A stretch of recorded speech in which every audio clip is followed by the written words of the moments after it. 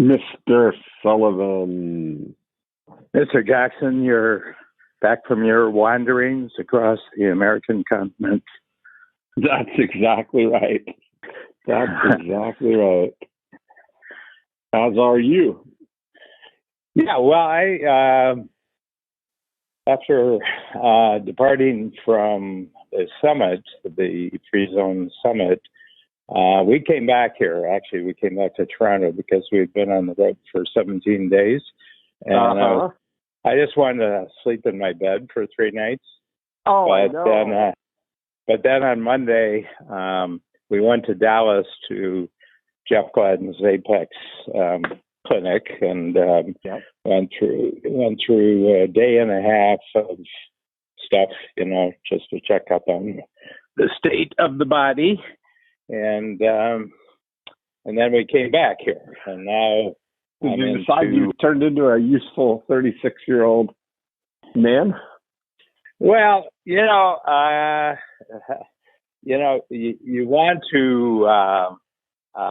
want to keep it in check. I know there's all sorts of claims being made about rejuvenation and everything else, and where I can do things that would keep me fit, keep me healthy. I do them. Yeah. So, awesome. And I have goals. I have goals to keep going as productively as I can. Yes. Well, you newly reset. Is your 25-year plan resetting in May now, or did it reset in May? No. I said it. I reset it last May to coincide. Right. So you turned 75. Right. With the last quarter of the. Yeah. My lifetime. Your first 100 years. Right. First century. So. Yeah. But I once I usually set that was just unusual, and I said, why don't we just make this elegant here? We've had 3/4 of a century in, and now why don't we just focus on the fourth quarter?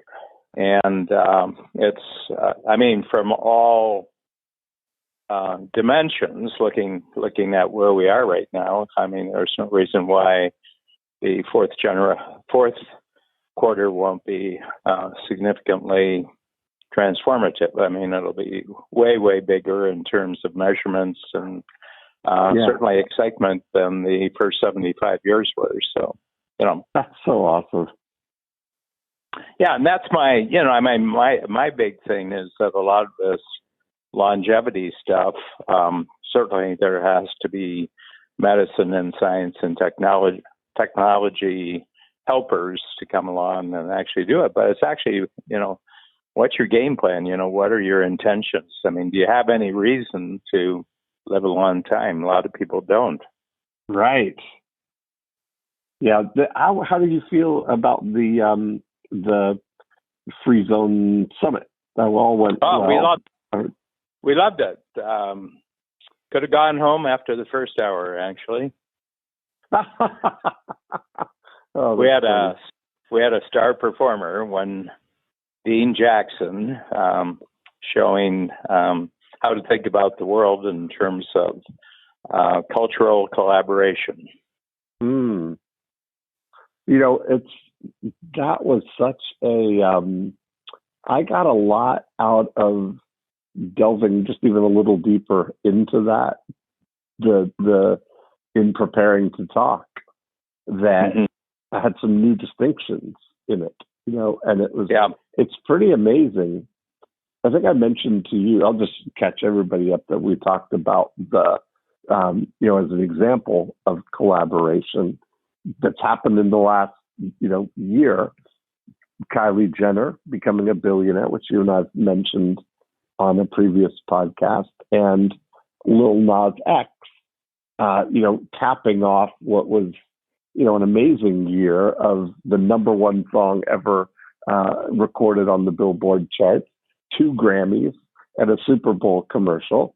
And the whole story is less than 15 months old. But the great gift in that was finding the video that Lil Nas X did a year ago when he was just getting started. And, he had 3,000 Instagram followers and 2,000 on YouTube and not even 1,000 on SoundCloud. And then he recorded, but he said, watch, check back with me in a year and we're going to see how it all goes.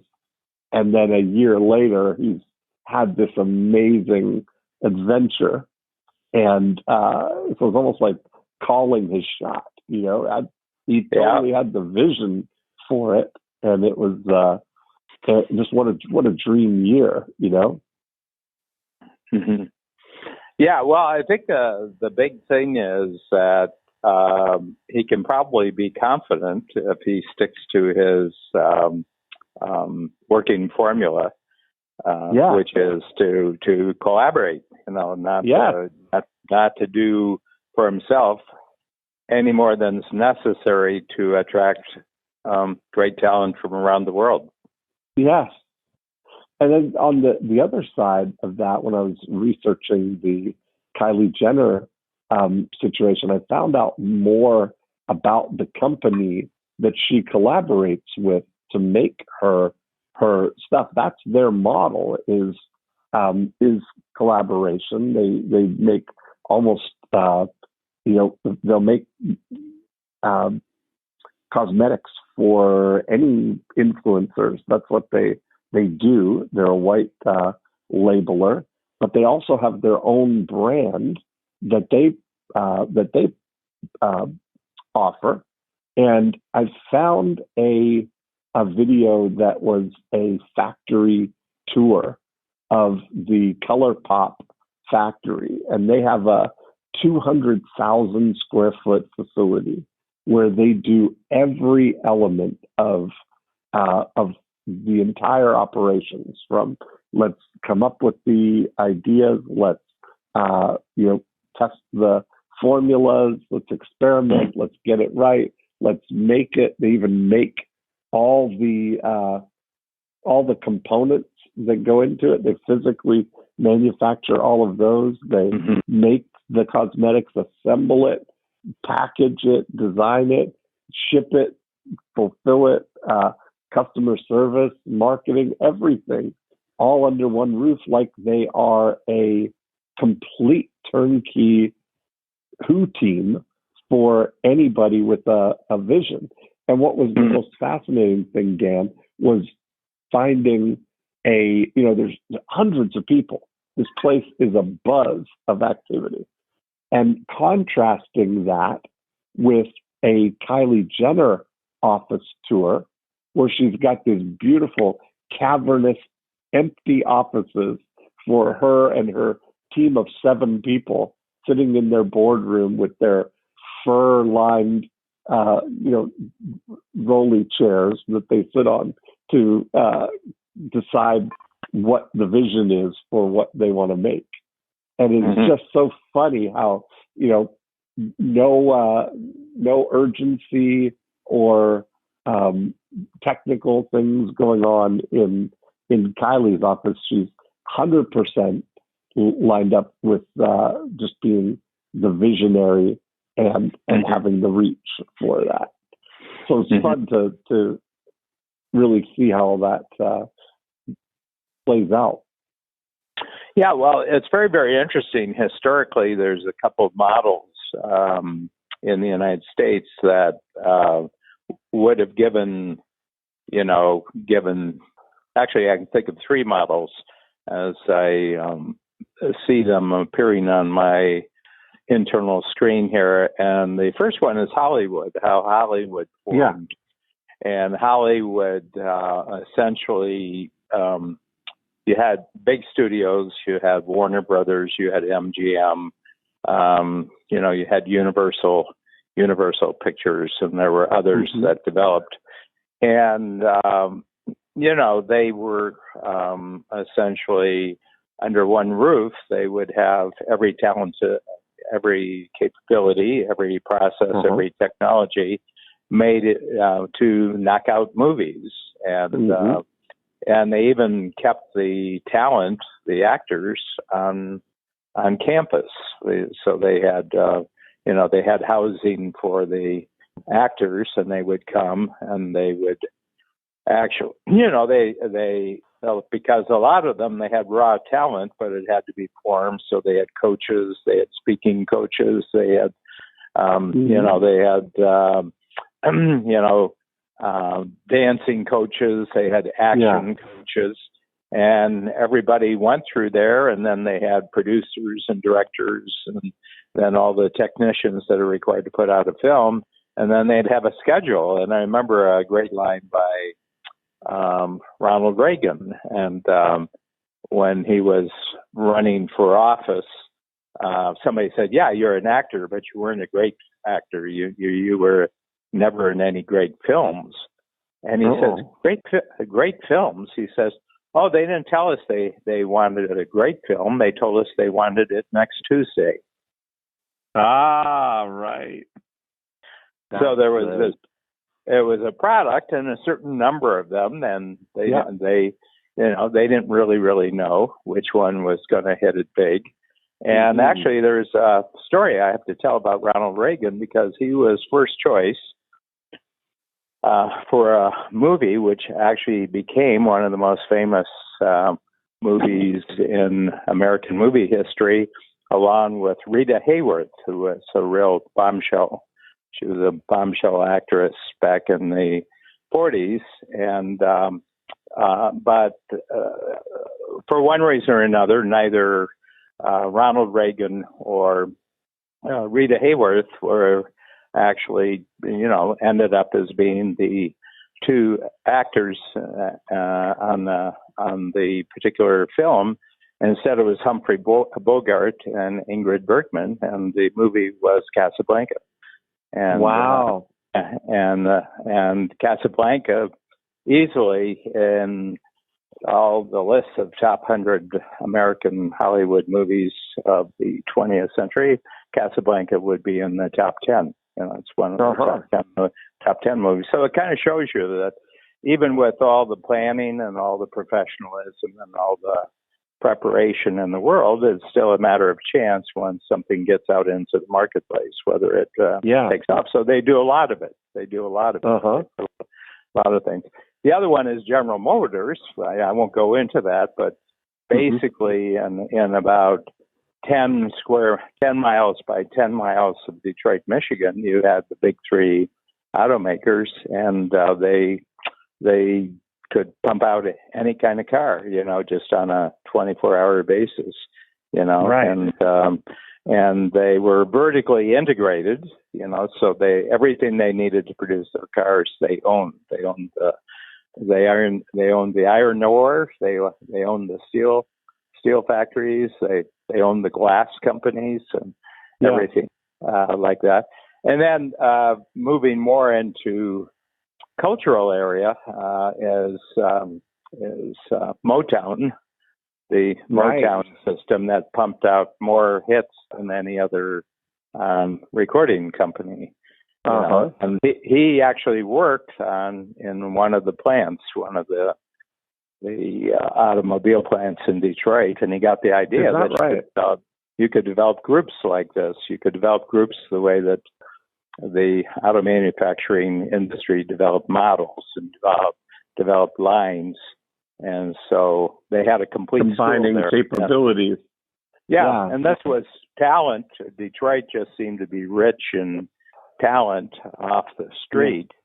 And part of the reason was the black churches. And so many of the Motown performers, if you think of Stevie Wonder, and you think of the Temptations, and you think of the Supremes and Smokey Robinson, and everybody, the Jacksons for that matter, all those people really started off with church music. They grew up going to church on Sunday, and it was a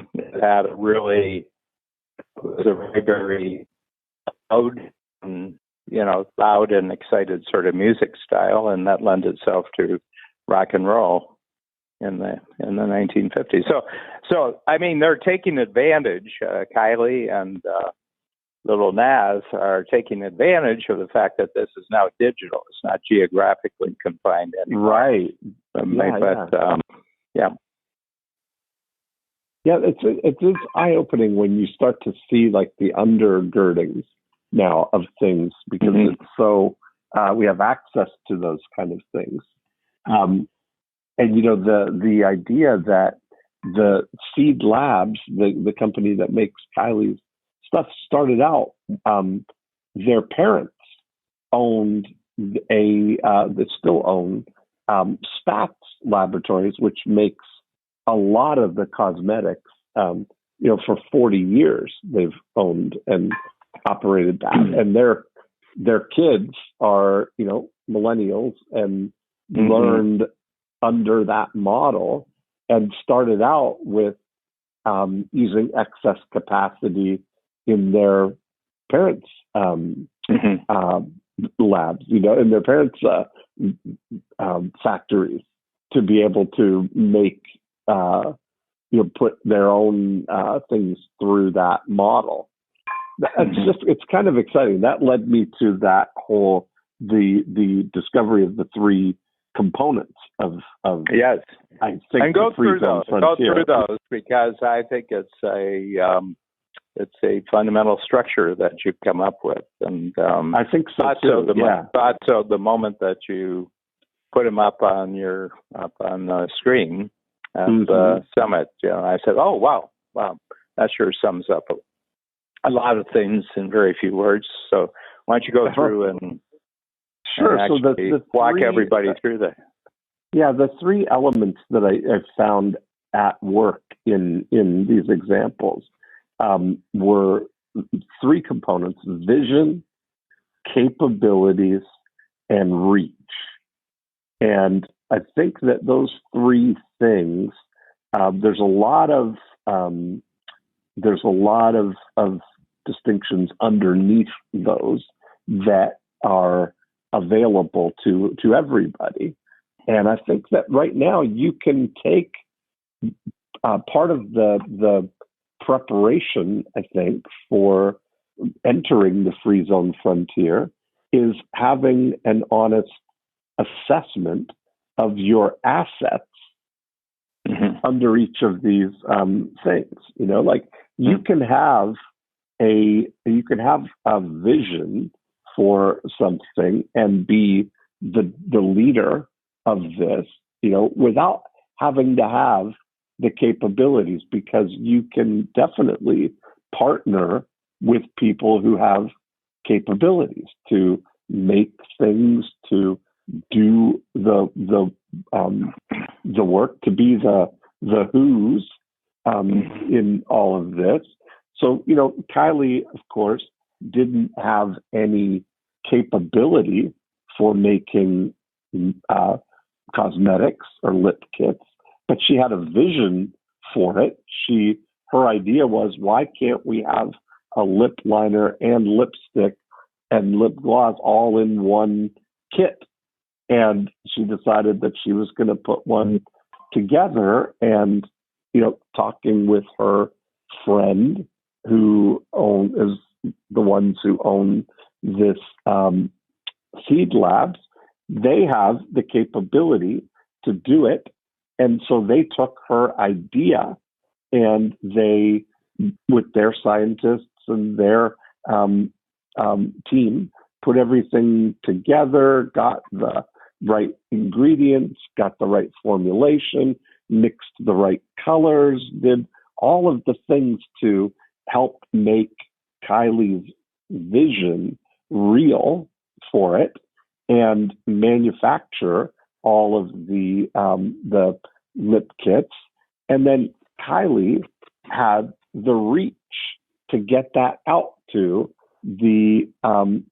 to her 150 million social media followers. So all she had to do was, exercise in her part the vision and the reach, and partner with Seed Labs for the capabilities.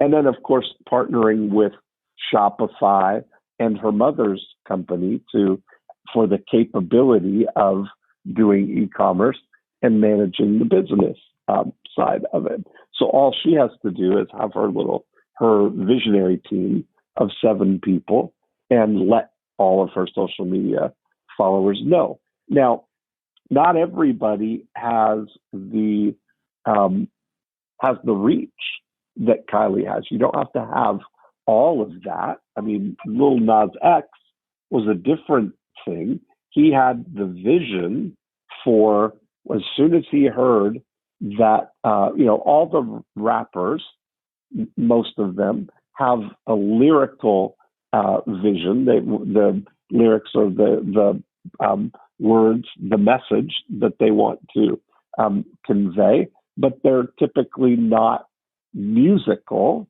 So they need the capabilities of somebody who knows how to make beats. And that's where young Keo out in the Netherlands, in his parents' house, in his bedroom, making beats, putting them up on YouTube, which is the reach, the ability to get that out to the whole world. You can partner with YouTube and SoundCloud, and there's a website called BeatStars where he sells the beat, to collaborate with the artists that want to record on top of their beat. So Lil Nas X had the vision, young Keo had the capabilities, and then YouTube and SoundCloud and Instagram, all of those things, which are all available to everybody, provide the reach for this, which got it out there. Then TikTok, it got picked up on the TikTok app, went viral, got on the country charts, got taken off the country charts, and Billy Ray Cyrus, who was immediately amplifying the reach of this, because Billy Ray Cyrus was a known commodity in country capability. Music. He's a known capability. That's He's a known capability. Yeah. And so I think you start to think about it. It's so many opportunities. Yeah, I mean the thing is that if you have a vision and you have capabilities, reach will show itself. Yes. Yeah, I think you're right. And I mean, reach is looking for visionary capabilities. I mean, if you really want to know, there's lots of reach in the world. Reach being the internet is. The internet is the reach of reaches. If you think about it, and then there's all the subcomponents, the subdivisions of the internet. And the biggest thing lacking in the whole world is vision and capabilities. I mean, reach keeps expanding every single day. There's new, there's new additions to the reach ecosystem every single day. But what's probably the dearest part of it, dear in the part that is rarer, and the other thing is that it's extraordinarily valuable when it shows up, is actually vision and capability. Yeah. And I think that's and even the fact that almost any capability can be is commoditized in a way, right? Where you can actually partner with any capability that you don't have. That's why I'm on team vision for this, in that they're all important, but it feels like there's never been a better time in history to be a person with a vision, just because the ease to get access to both capabilities and reach are have never been better. And reach, of course, you can buy. I mean, that's really how there's lots of companies that have gone from zero to billions in buying reach on Instagram and YouTube and Facebook. Think about the Casper mattress. There was a guy who had a vision, partnered with a factory that had the capability to make mattresses, but didn't have the vision to create a unique mattress that could be stuffed in a box and delivered to people, by mail. So these guys had the vision for that, and then buy the reach of it by running Instagram and Facebook ads. Yeah, created an amazing $1 billion company. Yeah, it's really interesting. Thinking back to to Ray Kroc, the person who put the McDonald Brothers hamburger concept around the world. But when you think about it, when he came up with the idea that we would, use the one or two restaurants that we have, and we're just going to standardize all of our processes. But he had that there was in existence when he came along, there was this enormously expanding reach system, which was called the Interstate Highway System in the United States, which is now 60,000 miles. And it'd be interesting to look at the 60,000 miles of U.S. interstate highway and discover how many McDonald's per mile of highway that there are, because that was the thing that put McDonald's on the map, was the fact that people traveling on the interstate highway. I'm not even talking to any of the other roads, which are hundreds of thousands of miles. But the fact that you have the interstate highway system gave enormous reach. So if you had a vision, you'd naturally want a vision where you would find the capabilities to take advantage of this already existing vast reach system. Yes. Yeah, very. It's kind of interesting, Dean. As I'm sitting here, you can define any one of your three terms by combining the other two. Say more about that. Well, you have vision, okay. Yeah. But a vision one, if it's going to be a good vision, has to be a vision that combines capabilities and reach. Absolutely, yeah. You can have capabilities, but it's only a useful capability if it connects vision with reach. Yeah. You have reach, and reach is only useful to you if it can bring you visionary capabilities. Yes. Yeah, that's absolutely true. So in your trifecta here, your three things, any two automatically define the third. What you're looking for. Yeah, absolutely. I mean, that's the thing, is being this, being a visionary producer almost. You've got, I think, more than ever, the great opportunity to combine these things. Have you heard of Vistaprint? Have you ever heard of that company? Mm-mm. They're a $1 billion, almost $1 billion printing company. That they were sort of the first to offer web to print. So they were sprung up when desktop publishing was getting started, that you could design something and then you could get it printed, like brochures or business cards or all of those tools, and delivered to you at a really great price, because they developed some software to do gang run printing. Sure. So you can get business cards very inexpensively, and brochures and things like that.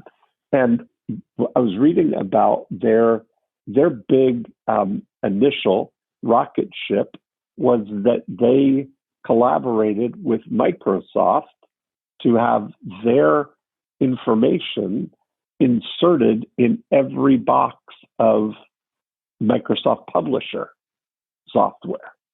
Mm-hmm. So the people who had the capability now to publish things on their design things on their desktop, on their computer.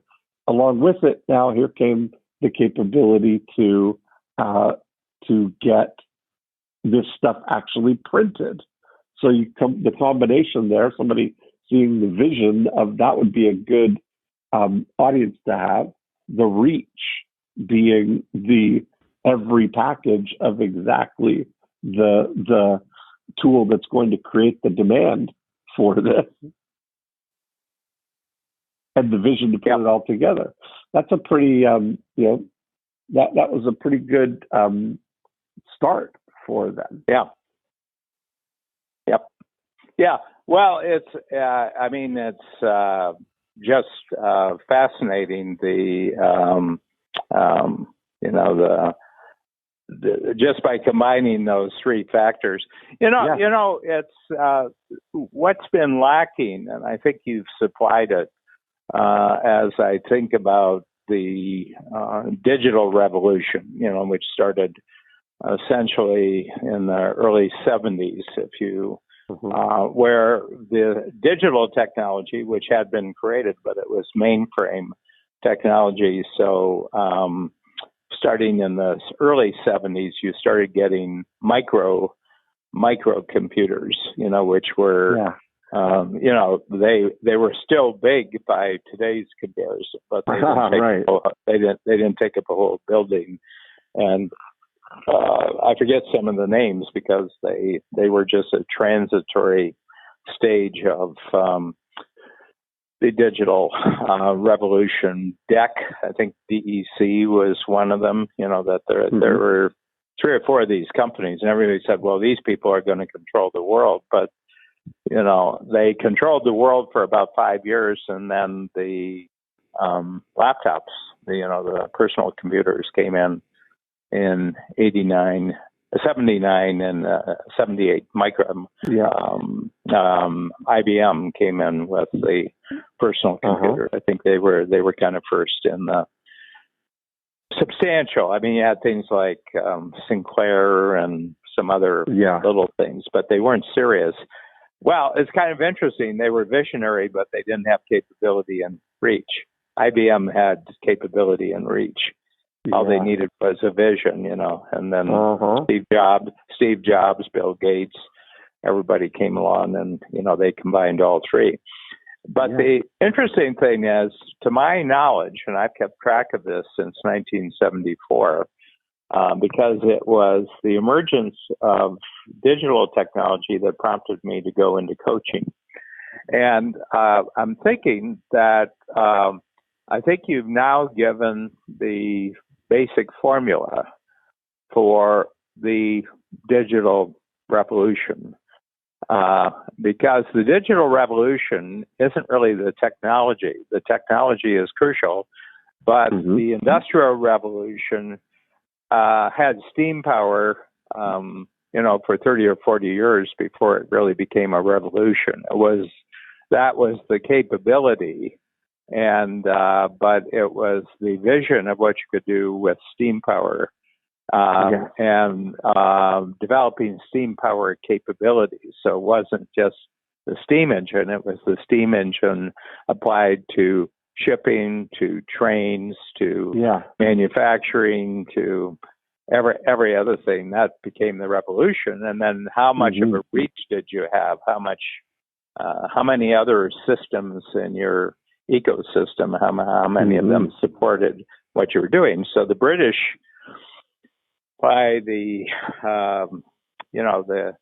when the Industrial Revolution really got going, they were the maritime power in the world. The British Navy was the great reach, because they could then British boats could go anywhere in the world, and the British Navy could support them, and so consequently, they were the great revolutionary industrial revolution power. And of course, the Americans came along a century later, and they were much greater. And to this day, 70% of everything that's traded on the planet travels by water. A lot of people don't realize this, but water is and the U.S. is the 800-pound gorilla in the maritime shipping, because they can guarantee that ships will leave one port and get to another port. There's nothing else on the planet that can guarantee global shipping except the U.S. Navy. No other country, no other groups of countries have the capability of guaranteeing shipping lanes. So reach, as you get into economics, and that depends upon a lot of things. There's all sorts of capabilities that are really developed. You think back then, it used to be like physical reach was the thing, but now with digital, fully immersed here, we've got digital reach to the entire planet like never before. A one-to-one connection to billions of people. Well, it's global physical reach because the reach is only important that there's a body sitting somewhere with an iPhone or with a computer that's doing it. So what you've done is you've made reach means every human in the world. That you can get to every human in the world, and it's pretty interesting amazing stuff. I wonder about that. And you have to realize this is all because I gave you homework, Dean. I know. I gave you a homework now, Mr. Jackson. Do you understand what happens when you get the right homework assignment? I mean, I'm not saying every homework assignment is good for you because most of them haven't been. But every once in a while, a homework assignment comes along, and it allows you to strike pay dirt. It really does. Yeah. I was saying to somebody that was Lubo was asking me what was the biggest thing that I learned from the summit, and I said, I think it was really the stuff I learned in preparing for the first 30 minutes of the summit. Yes, exactly. That was the big thing because I saw a different layer of things. Now, what kind of feedback did you get on the day of the summit? I mean, it was the first thing. I mean, I talked for about 5 minutes, and then I had you up right away. So, what was the feedback throughout the day? You had breaks, you had lunch, you had the party afterwards. What was the feedback? I think everybody really had. It was great feedback. I mean, very positive. Everybody was like, I think when you say things like this, they get clarity. I think that was really kind of the theme of, if I think about what people were saying, that they were basically thanking me for bringing clarity to something, right? Simplifying it. And that's really, I guess, when you're in your, my lane as a simplifier.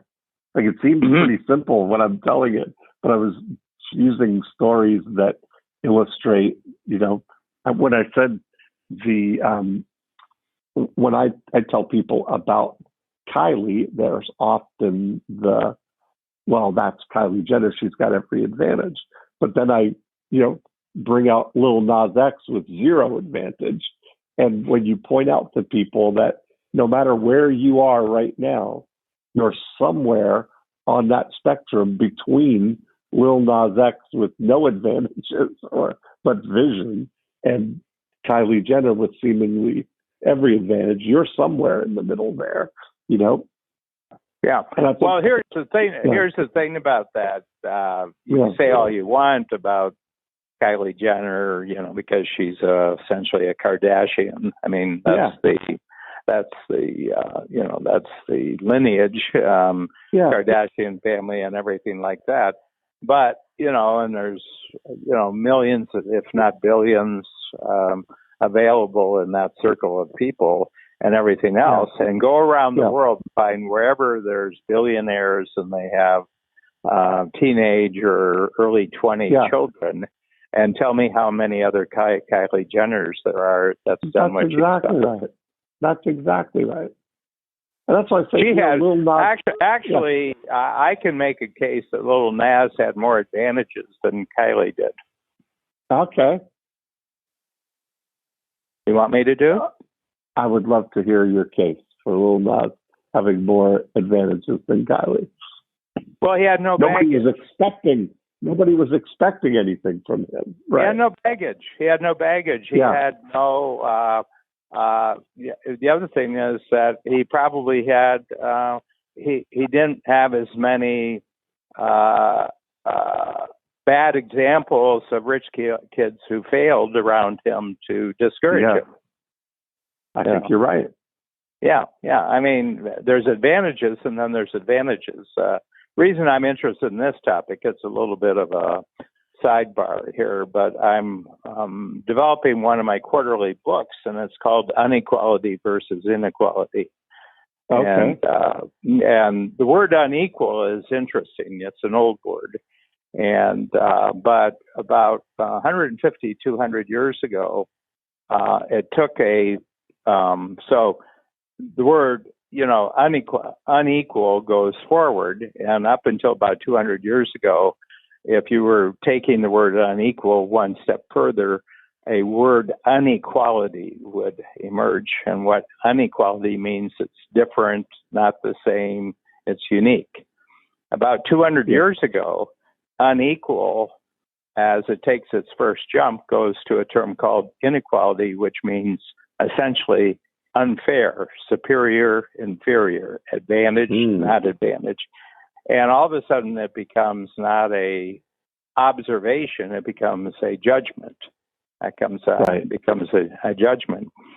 And so I'm developing this book, Unequality versus Inequality. And I said, the less you pay attention to inequality and the more you pay attention to unequality, the better off you are as a person. And that's the thesis of my little book. And we'll have mindsets that go along with that. But about the second step down, when you go down the inequality ladder, you hit a word called envy. You're comparing yourself to everyone else, and you're envious to that they've got this, they've got this, they've got this, they've got this. And by the same token, if you take two steps down the unequality ladder, you hit innovation. So in life, we have a choice. We can envy other people or we can innovate new things. And that's where I'm taking off with that. Right. So my suspicion is that probably Kylie Jenner had incredible more envy in her environment than Lil Nas did. Nobody even knows who Lil Nas was in his closet. I mean, right, exactly. Who's envious of this kid? Nobody's envious. Yeah, right. So he was free of the barrier called other people's envy. If you're a Kardashian, people are only happy if you've just died. Yeah. Yeah. I mean, that's something, and that's a great distinction. Yeah. There's like when I look at my success, if I go back as far back as I have a brother who's done genealogy in our family going back 5 generations. And I haven't really sat down and talked to him, how far this goes, because you're getting into thousands of people when you go 5 generations. But as I look at it, I say, I don't think there was anything back there. There's absolutely nothing I have to live up to. I can tell you that. There's nothing back there. Oh, that's so funny. Yeah, and so you have Robert Kardashian, who was, one of the trial lawyers for the O.J. Simpson. So he got very famous right then. Yeah. But he was famous. He was famous before that. I mean, he only got on the O.J. Simpson team because he was already famous. And then you have Bruce Jenner, and Bruce Jenner was, he was an Olympic star. Absolutely, and, probably arguably the most famous athlete in the world in 1976. Yeah, and this is, and they're both Hollywood personalities, so there's an amplifier for you if you're in that. And then this Kylie, this teenager, comes along and said, I mean, she needs nothing. I mean, nobody's going to do a favor for her. So she probably realized that. She's just probably got a good head on her shoulders about not depending on given advantages. Well, I think there's an elegance about the fact that, the company that she partnered with is their friends, and that company, the brother and sister, grew up in a traditional, manufacturing world. Like their parents owned the big factory that made all the makeup, so they were able to, learn that business and kind of tap into excess capacity there to do short run stuff for experimenting. But you said something earlier when you were talking about the highway as a new capability. I think if we look at that as a reach, able to do that. I was thinking about electricity. When did electricity really get going? What was the? Well, the experimental periods were from the 1870s up until the turn of the century, 1900. Yeah. But then you started getting, turn of the century, you started getting the big cities being electrified. And that was really the big thing, like New York was the, I think Paris, London, and New York were the first three cities that actually got electrified, where if you wanted it and you lived in any one of those cities, you could, you could have access to electricity. So I think it's when the big global cities, three of them, especially, and I think Berlin was another one. I think Berlin got probably the big four. And when the World's Fair, somebody would, the World Fair, and millions of people came, and they would see. They would see the use of electricity. And I think it was right around the 1900 era where it became the thing of the future, that. And what struck me about the initial use of it was it seemed almost exclusively for lighting. That was, electricity was linked to lighting your house.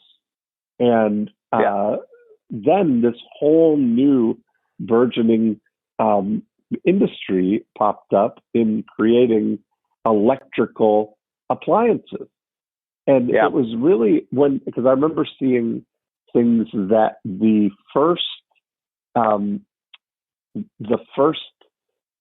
weren't electrical outlets built into homes. It was all the lighting.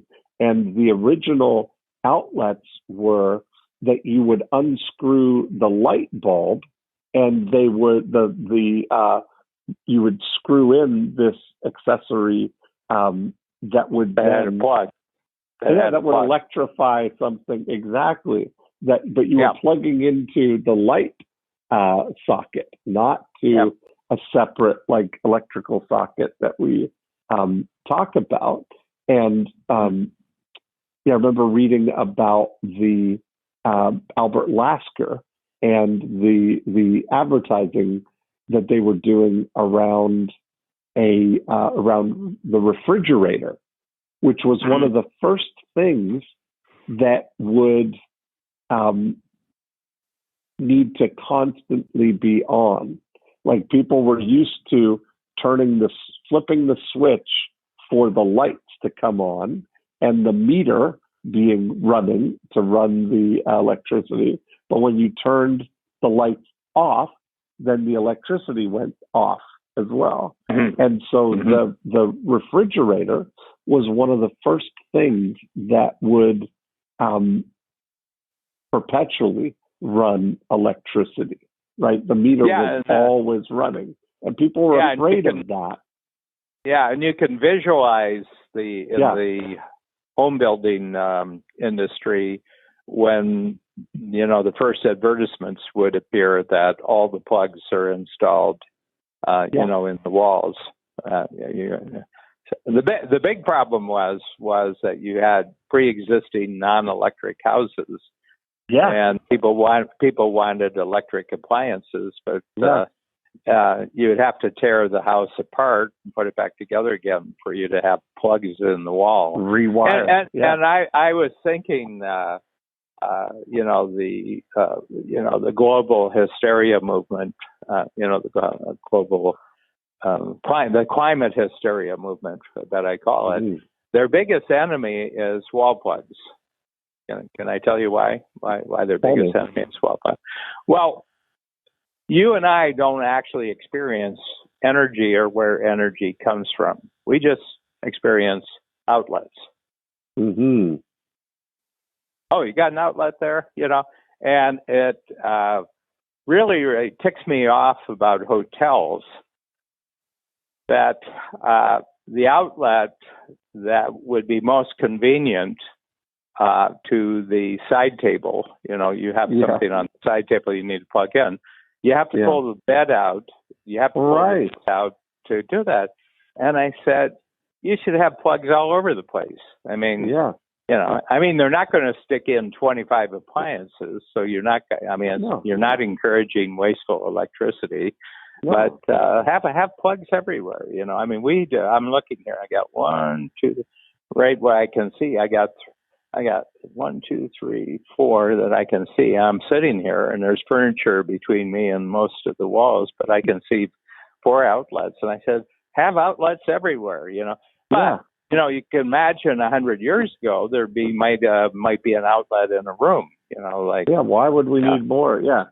Mm-hmm. Outlets in every room, 1 outlet in every room. It's kind of what? What? Well, clearly, that's extravagant. I think of all the electricity they're wasting with an outlet in every room. I said, well, not unless something's plugged in. Yeah, that's right. Yeah, so you think about that as back then, that new capability and reach of electricity, the visions that came from that of all the things that you could create appliance-wise that could tap into this new capability with growing and growing reach. And I think that's the biggest first thing that got created when cities became electrified. The first thing that was created. What was that? An extra day. You got an extra day of light in every workday. Oh wow! Yeah, because you could do things into the evening until bedtime, right? Rather than as soon as the sun went down. You could start before the sun was up, and you could go beyond the sun was back. And my feeling that was the greatest.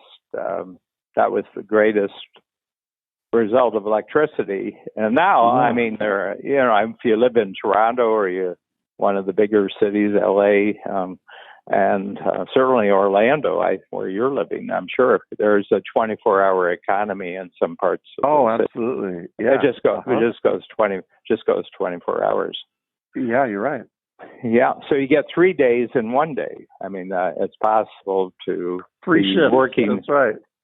Working with full lighting, regardless of what it's doing in the natural world. So my feeling, that was the capability, and then, that was the reach. Let's just use three shifts a day, that you can have 3 full work shifts a day. That's actually the reach. And then that multiplied every single capability in society. Yeah.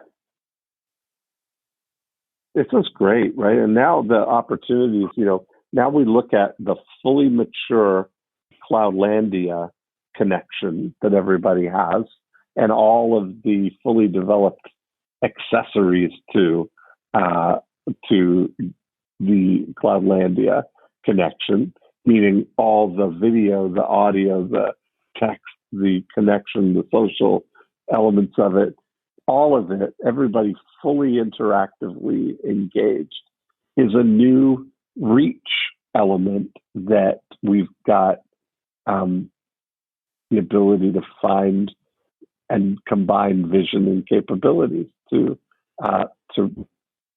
get it out there. It's pretty exciting just walking around now with, my VCR goggles, just kind of looking for the combinations of, capability and reach. And as a quick start, I just have so many ideas for unique combinations of capability and reach that maybe the people with the capability and the reach don't even see yet. Mm-hmm. There's one thing I wanted to leave you with. I was so struck by your presentation at the summit. And so you had the two teenagers, essentially. And I said, but the one in Amsterdam started it. He's the one who put the beat up. Yeah. And so I went to Google, and I went through about 20 different sources on Google, and it seems to be 90 to 95% of the case with a new song that it started with the musician. Yeah, because that will, that starts it off. That was what happened, is that Lil Nas X was surfing on YouTube looking for free beats, and as he hears them, that's what stimulates the idea. He had the vision for it immediately from hearing just the beat. So you're right; it is a catalyst, right? Yeah, but the musician is a simplifier. The lyricist is the multiplier. That's exactly right. The multiplier. Yeah, yeah. There's a great story. I think I may have mentioned it to you in person. I'm not sure I did it, but George and Ira Gershwin were the great 1-2 team, probably for about 20 years, late 20s to mid 40s. Broadway, Hollywood, just phenomenal songs. I mean, the two of them together, the greatest song combination in American history. And there's been a lot of good ones. And they used to travel between Hollywood and Broadway by train, by luxury train. Wow! So 2-day, 3-day trip. They didn't fly. People didn't fly in the 30s. But the trains were really comfortable. And George Gershwin was somebody writing the music, and the composer was someone who was just thinking about songs all the time. And so he had notebooks, spiral notebook. And they were about halfway over the country, across the country, coming from LA to New York. And they stayed in these luxury hotels. So they stayed at the Waldorf Astoria in New York. And so he handed a handbook, and he had written about 20 songs to Ira. And Ira was just sitting there, and he said, he says, I can already feel the words. I can already, because he could sense the music in his head. He couldn't create the music, but once he saw the music, he could actually hear the notes that George was writing. So they get to New York, and then there's busyness. They have to get out of the train, go up, and, they get into their suite. And Ira's looking for the notebook. And all of a sudden, he's panic-stricken because he can't find the notebook. He doesn't remember what he did with it. So he phones the porters at the hotel. They phone the concierge, phones the train station. They talk to the porters. Nobody can find the notebook, and it's never shown up. So I don't know what happened to it, but that notebook never showed up anywhere. And so finally, he has to drum up his courage to go and talk to George. And he says, George, I got a terrible thing to tell you. He said, the notebook, he said, it's missing. I lost it. And George looked at him. He says, it's more where that came from. I'll write some more. Yeah, right. There's more where that came from. That's the greatest thing.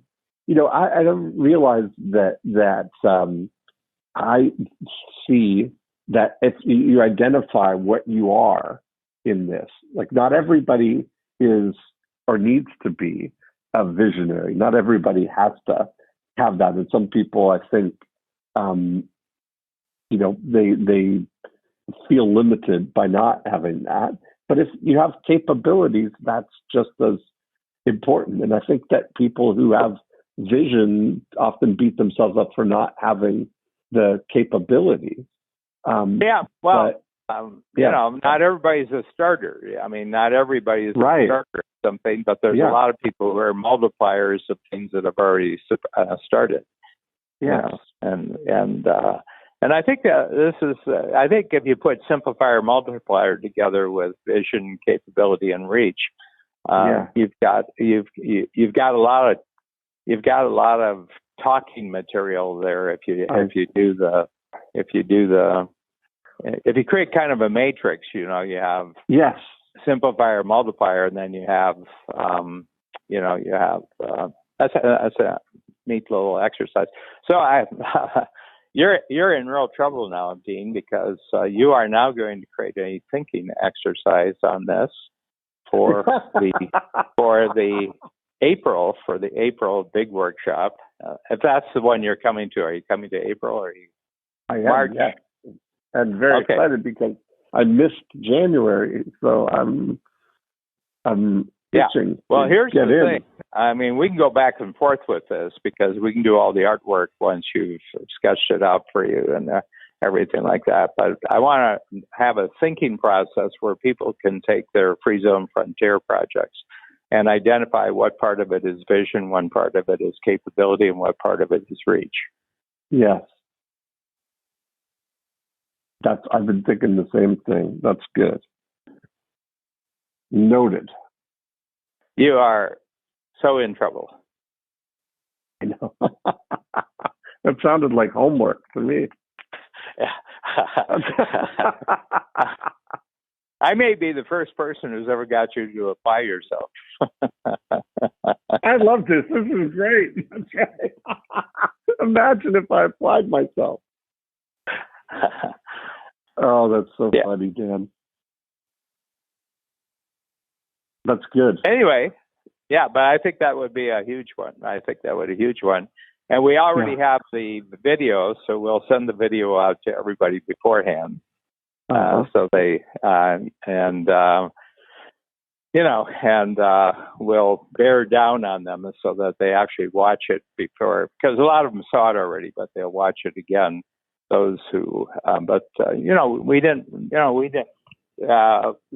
were 20 in Free Zone who didn't make it to the summit. So we've got a lot of people who have to catch up with things here. So that'll be great. Perfect.